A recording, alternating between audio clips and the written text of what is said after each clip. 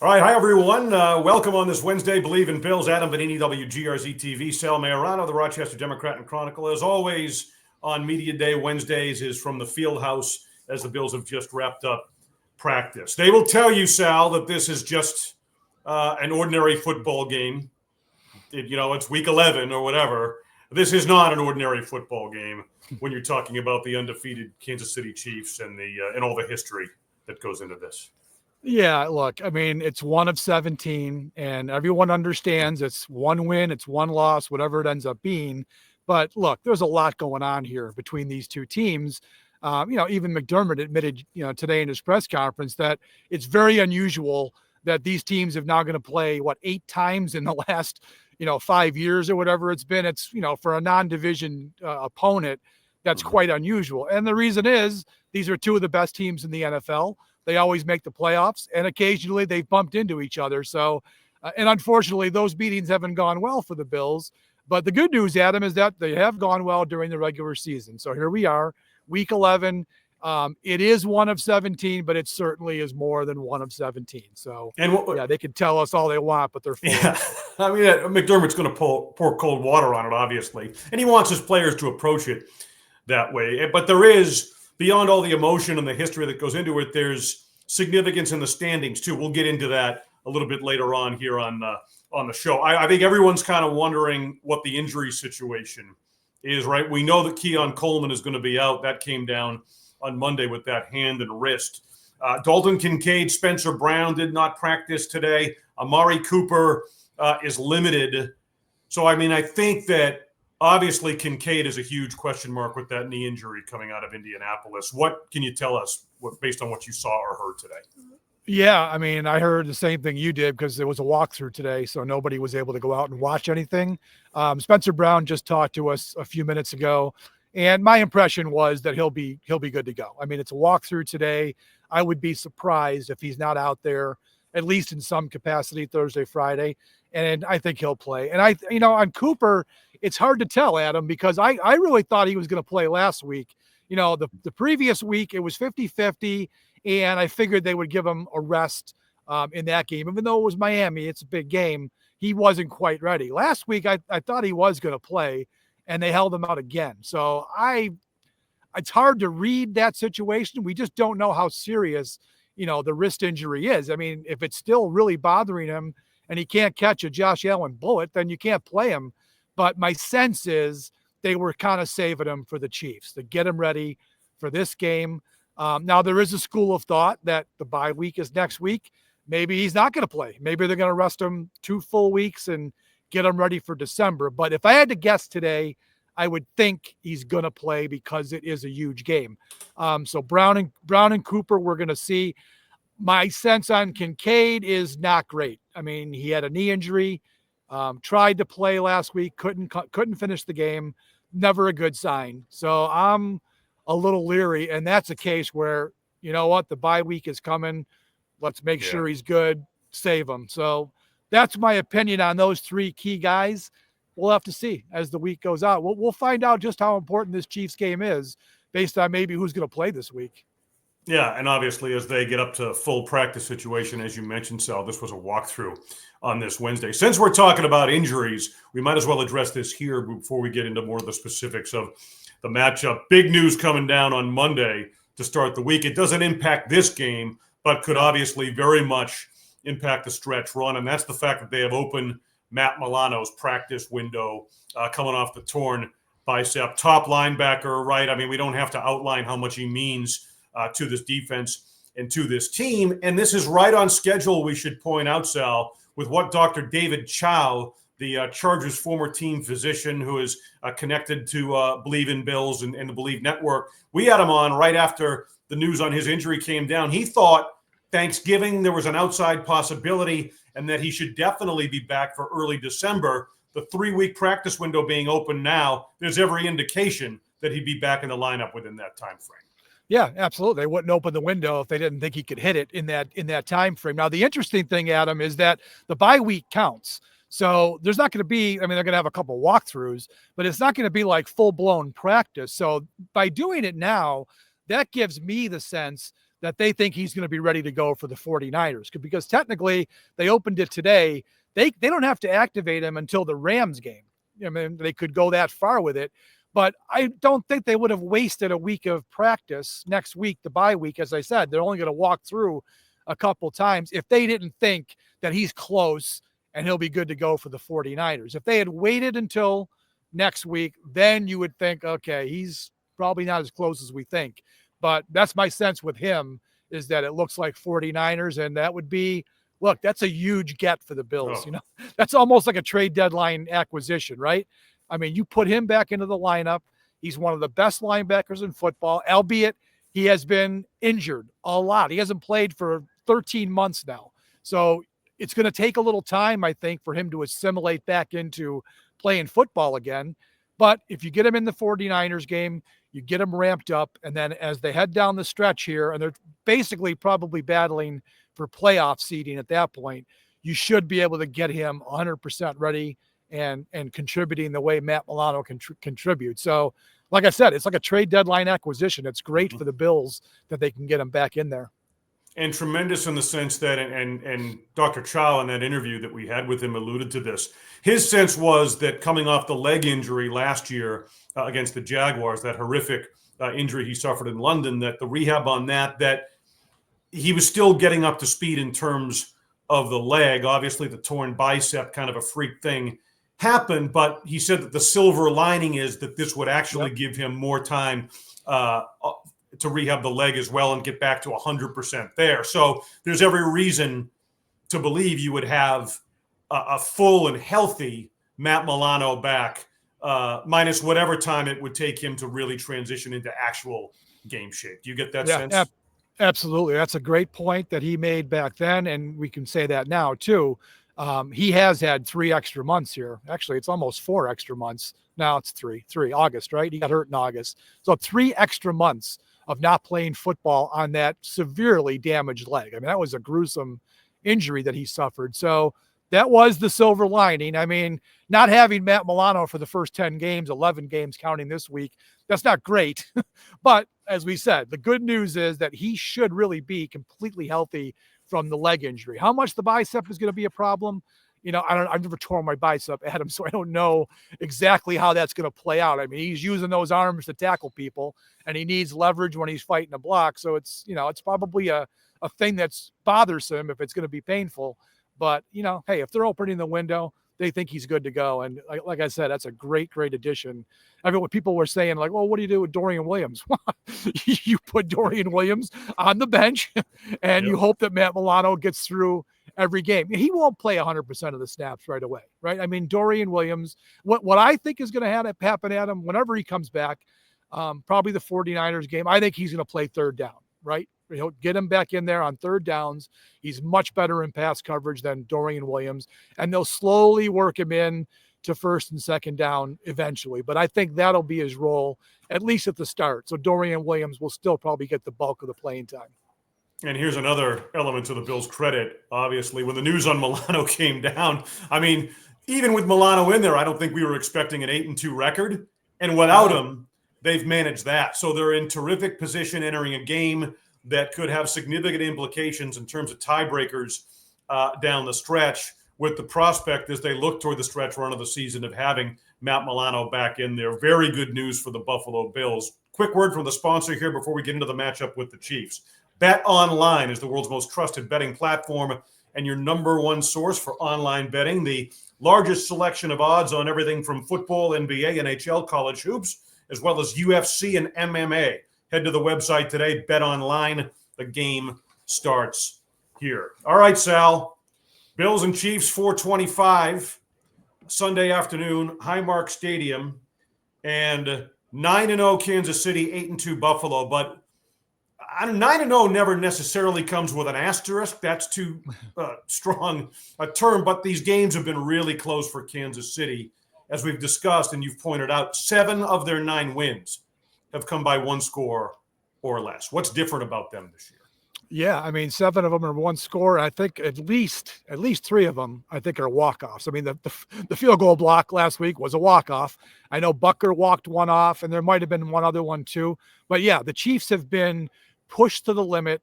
by just about every team they've played. Oddly, the best game they probably played was maybe the best team they played. I mean, well, I guess you could say Baltimore too, but the 49ers, that was a Super Bowl rematch. That was supposed to be this great game. And the Chiefs played well. They beat them by 10 points. That's one of the two games. They beat the Saints by 13 too. So, the other games, they've been pushed right to the limit by teams that they should be beating more handily than they did for sure. So I'm not quite sure what to expect. I think the Bills, for whatever reason, bring out the best in the Chiefs, though. So I'm pretty sure we're going to see their best effort come Sunday afternoon. They know how to play well against Buffalo. Even the games that they lost at home to the Bills, those were games that went, well, except for the first one. Those were tough, tight games right to the end. Bills made just one more extra play to win. So it's going to be very interesting. But this is not the same Chiefs team that we're used to seeing. And the reason I say that is because their offense just hasn't been productive. They have not been scored. I think they're like 17th in the league, or I could have my numbers wrong. Whatever the numbers were, points per game, it's not where we expect the Chiefs to be. What's really carried them to the 9-0 record is their defense has been spectacular. Their defense, their run defense, they're as tough to run against as any team in the league. They've also got tremendous pass rushers on that team. Trent McDuffie, great cornerback, right up there with, he might be better than Taron Johnson, the Chiefs fans will tell you. So that's where they're winning games. They're winning games with their defense. Last week, it was a crazy special teams play, but it's their offense that really hasn't been the same. And we can talk about what they're doing. I mean, they added DeAndre Hopkins. He has definitely been a help. He's been more of a help than Amari Cooper has to the Bills so far. There was news today out of Kansas City. I'm not sure you saw. Andy Reid said that they are going to open the practice window for Pacheco, similar to the Bills with Milano, but it looks like he's not going to play. And to me, that's a break.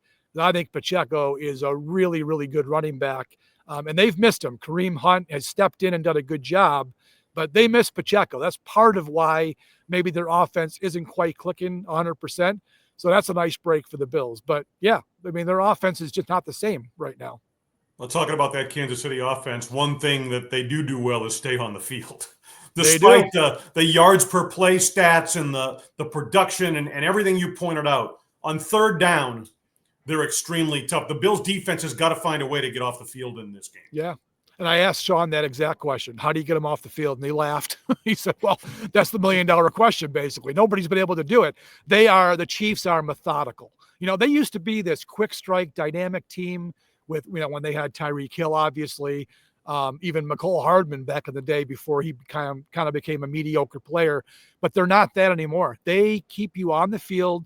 They get to third down frequently, and then they convert, which will drive the Bills fans nuts this week. Bills might play good on first and second down, and then they're going to get you because Mahomes just finds a way to create, havoc on third down, whether he's running for the first down or Travis Kelce does what he does. And somehow, even though he's the most important player on their team on offense behind Mahomes, he's open all the time. It's totally amazing to me how this guy is open so frequently. And that's going to be the biggest challenge for the Bills, is to get them off the field. Yeah, they're going to get their first downs. They're going to move, but get them off the field before Harrison Butker can at least come in and make 55-yard field goals. You mentioned the run defense of Kansas City, and I think it's important that we kind of put it in the context surrounding this game. If the Bills offense has been at its best, I think you would agree, when they have the balance of running the football and then the passing game based on whatever limitations and moving on from Stephon Diggs and whether Cooper's been in there or not. We've talked about all those factors. If you take the run away and all of a sudden you've got a Dalton Kincaid out of this game, right? And Amari Cooper's a question mark still at this point. I mean, that's a factor that can snowball on you. It's an exponential impact, I think, a little bit if they're able to make the Bills more one-dimensional and they're limited in the passing game. The pendulum swings in Kansas City's favor, in my opinion, on that point. Oh, absolutely. That's what I said early on. Their run defense is spectacular. It is going to be a challenge for the Bills to get it going. They've got this three-headed group of guys that they've used pretty effectively. I mean, I think Cook has been very good this year. Davis has been a pleasant surprise as a change of pace. Didn't have much of a role last week, but that was more because they wanted Ty Johnson on the field to be a pass protector. They threw the ball I mean, what do you have, 37 attempts last week? That was their game plan. They wanted to throw the ball, which I found, I mean, I asked Allen, if you remember, I asked Allen that question in the post game too. Like, why were you throwing the ball when you don't have Cooper? You didn't have Coleman. I was surprised by that. And, the Colts did a good job against the run game for a while. So the Chiefs are way better than the Colts against the run. It's going to be tough for the Bills to get it established and to be two-dimensional. So I think that's going to be an area you might see. I mean, this is what the Bills have been doing anyways. They've been throwing a lot of short passes. He's been checking down much more than he ever has.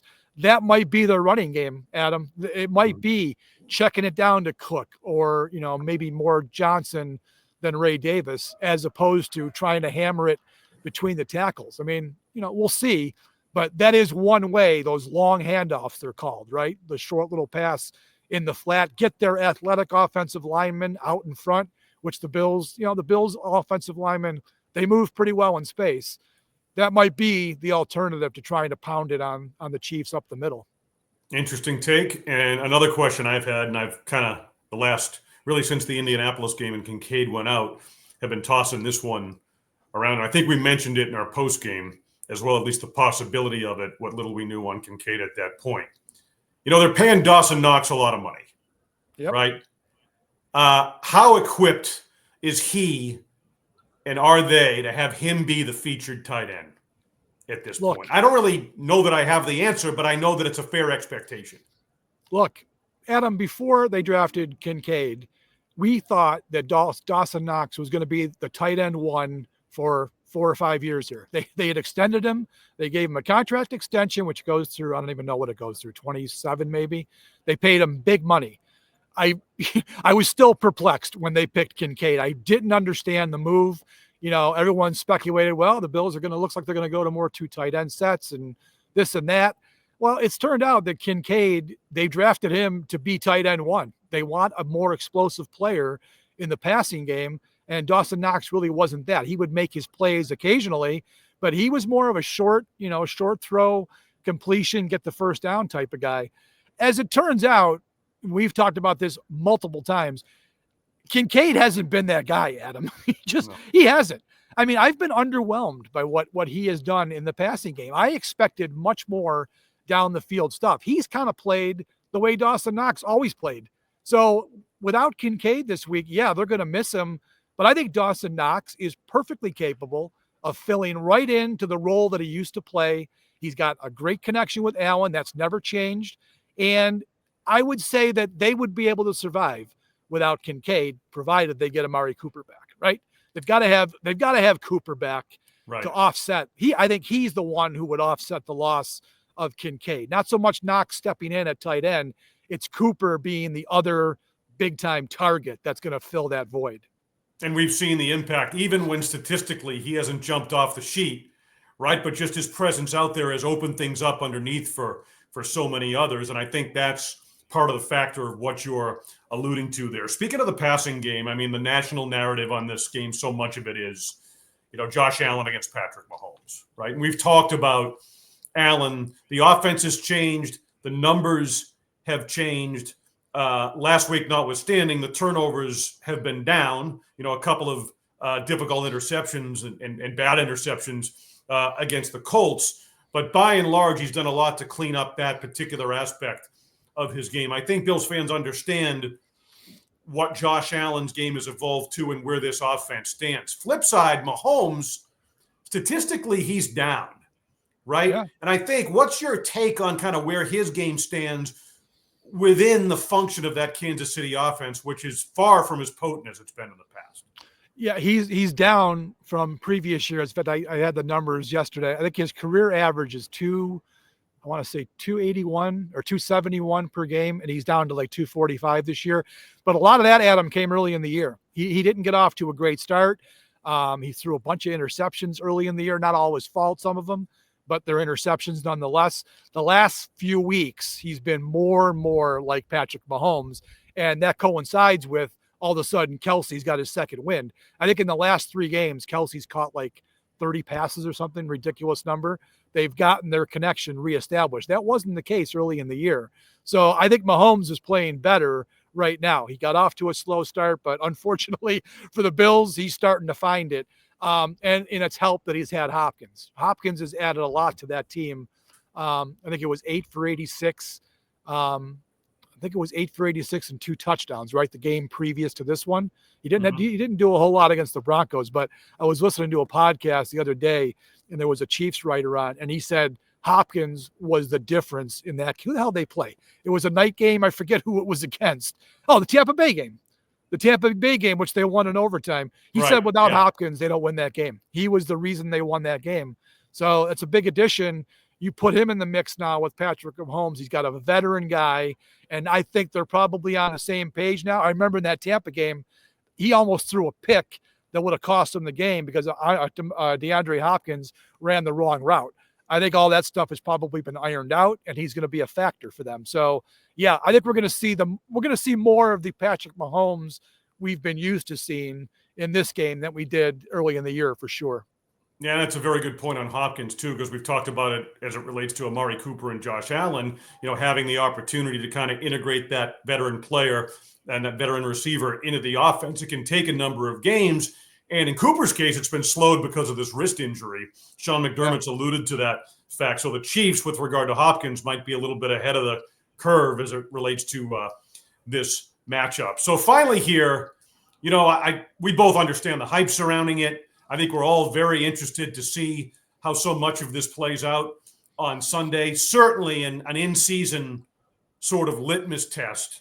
But teams evolve, right? You talked about how Mahomes and Kelsey have kind of reestablished that connection. It's really so much about how you're playing down the stretch, and that's where these teams are starting to head right now. I guess my point is that I think we've all learned, especially based on the regular season versus postseason history between these two teams, not to read too much into what happens on Sunday. To me, the biggest thing is somehow being able to get that head-to-head, right? So as it relates to, can you get the top seed in the first round bye?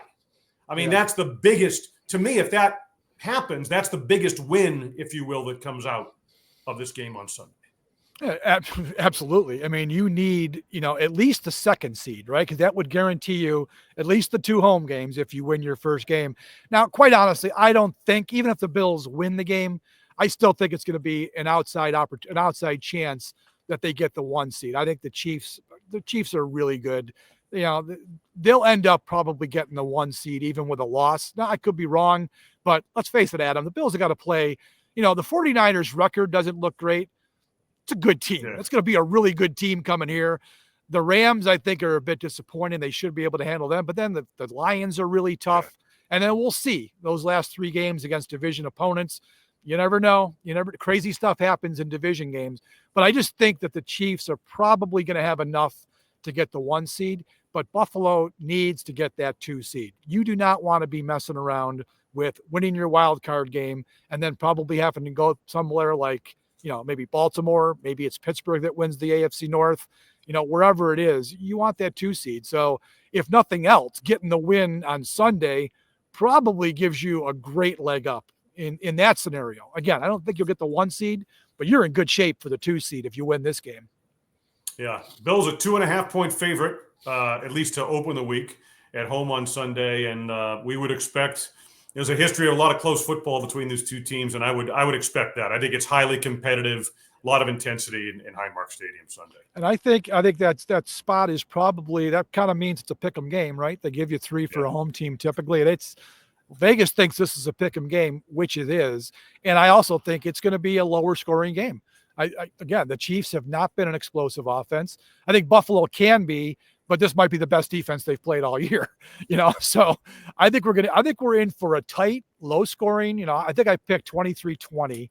I did pick the Bills. I made my early pick, and I think they're going to get it done at home. Highly motivated to win this game. Obviously, the Chiefs are too, but I think the Bills want to stick it to them. I mean, they owe them. They owe this team, especially for what happened last January in this building. Right. So I think it's going to be a low scoring game, though, and I think it's going to be tight all the way. And it'll be interesting if the Bills can beat them. Yeah, you think of the way last season ended in the postseason, and that was a game. The Bills had no business losing that playoff game. That's a game I used that exact line in my story. They had no business losing that game. I mean, from Tyler Bass to Stephon Diggs, the drop, the whole thing. I mean, there was so much. That game was right there for the taking. And, there's not enough on the line Sunday to, resolve anything that happened back then. Obviously, you have to wait for the playoffs for that. But you can certainly take a step in that direction. And I think that's what is at stake in this game. So we have Friday. We'll have more specifics on the matchup. We should hope to know more on the injury front by then when we record then. And we're going to have guest former Bills and really remembered as Patriots quarterback Drew Bledsoe is going to be with us from the Pacific Northwest. So he's going to have some insight, I'm sure, on particularly on the quarterback matchup. I'd be interested to hear his thoughts. And you know what, Sal? He's well into the wine business now. Oh, I know. Bledsoe. I think, didn't you see him out in Seattle at that game? I did. I saw him in Seattle. I was up at the I was walking the suite level. It's a great stadium for that. And I happened to be walking by, and there was a station. They were doing wine and cheese and everything else. And there's Bledsoe. So it must have been his wine that they were selling, or not selling, but giving away at the game. I didn't stop and talk to him because he was busy and I was getting my steps in. So I'll have to bring that up. He'll probably be kind of humored by that, but I did see him recently. Of course, we all saw him. We all saw him on the Brady roast. Oh, quite a performance by Drew that night. So we'll have to ask him about that too. Yeah, and talk about history. My goodness. Should be good. Look forward to it. Fridays with the guests are always fun. So for Sal Maiorana, Rochester Democrat and Chronicle, read his work daily there in the paper and at the website. I am Adam Benigni, WGRZ TV. Sports Talk Live, Monday nights at 7 p.m. on Channel 2 in Buffalo. Hey, Adam, you know what I'm going to do? You know what I'm going to do today? Taking a big step today. I want to announce this on YouTube and whatever this is, the Believe Podcast Network. I am going to go over to Blue Sky. I am going to join Blue Sky. I'm going to stay on Twitter, but I'm going to join Blue Sky. So anybody who's out there listening, who's already there, and I've been told since the election, there has been a massive stampede over to Blue Sky. We were talking about some of the guys today here are starting to make the change. So I'm going to Blue Sky. So I need followers. If I don't have followers, the whole thing's pointless. So I'm going to be tweeting something out here this afternoon, and I need you to go over there and follow me on Blue Sky. You too, Adam. You better get your butt over there. No, I'm going to have to follow suit. I mean, in this business, man, you got to go where the trends are going, where the tide is taking you, man. Yep. It's why we're doing this show. It's why we're doing this podcast. This is going to be one more place where I could tweet our links for the podcast is at Blue Sky. So I'm told it's a much friendlier environment over there. None of the ads that overtake you on Twitter, and they're starting to become a following of sports fans on that platform. So again, follow me over there, follow this podcast, and do all that stuff for us because we need you. I guess it begs one question before we wrap it up then. Are you going to have to tone down your Yankee takes during the season? I don't know. It's a friendlier they say it's a friendlier place over there. I may have to keep the Yankee stuff on Twitter where it's angry all the time. I was going to say there's a lot of ways to describe your Yankee tweets. Friendly generally Friendly's not it. No. That's all for right, sure. Man. Thanks, Sal. You're the best, man. We'll talk to you on Friday. See you. Thanks for being with us on Believe in Bills.